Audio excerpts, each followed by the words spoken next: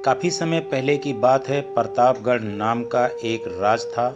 वहाँ का राजा बहुत अच्छा था, मगर राजा को एक सुख नहीं था।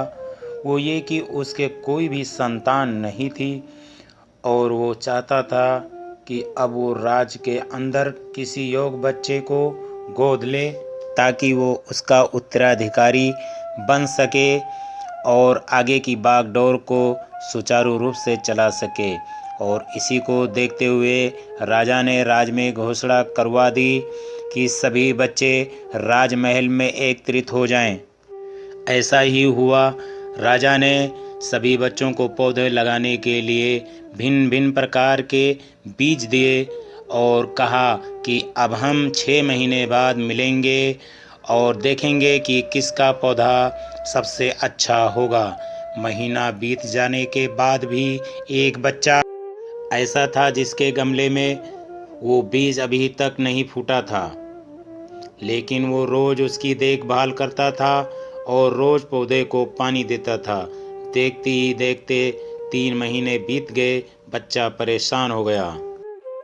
तभी उसकी माँ ने कहा, बेटा धैर्य रखो, कुछ बीजों को फलने में ज़्यादा वक्त लगता है। और पौधे को सींचता रहा।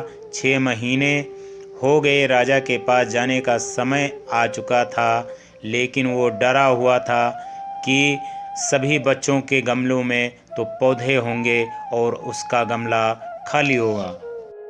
लेकिन वो बच्चा ईमानदार था और सारे बच्चे राजमहल में आ चुके थे।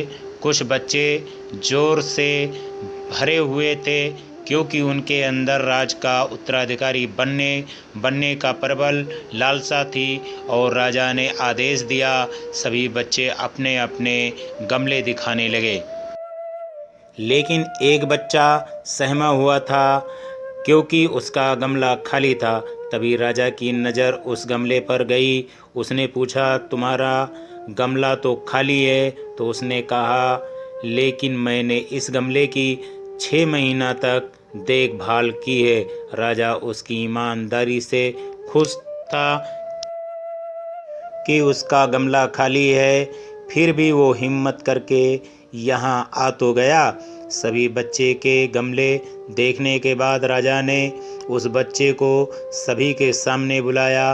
बच्चा सहम गया और राजा ने वो गमला सभी को दिखाया। सभी बच्चे जोर से सहने लगे। राजा ने कहा, शांत हो जाएं, इतने खुश मत होइए।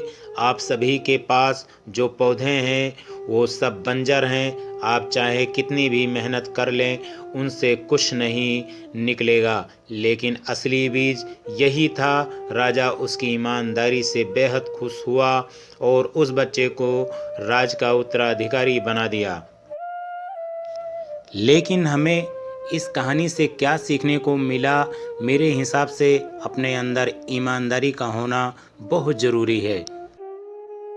अगर हमारी ये वीडियो आपको पसंद आया हो तो प्लीज़ हमारी वीडियो को लाइक और चैनल को सब्सक्राइब ज़रूर करें।